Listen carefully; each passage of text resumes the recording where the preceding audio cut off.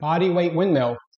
Now, this movement can also be done with a kettlebell in the hand that's up, or dumbbell, or we just do it for movement and stretching.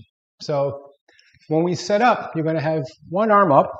Ideally, this arm is going to be lined up behind the air. I'm reaching through my fingertips.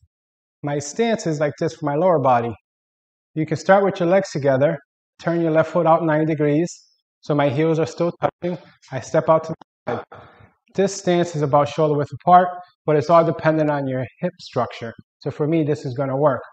Once in this position, foot pointing that way, foot pointing forward, hand behind, I actually turn my hips in the direction of my left foot.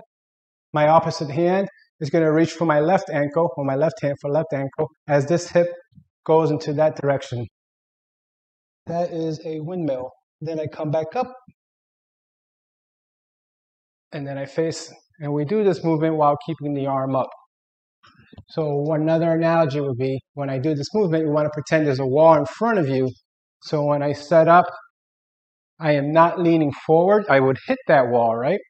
So I'm actually sliding in between two walls, a wall in front of me and a wall behind me. Enjoy the exercise.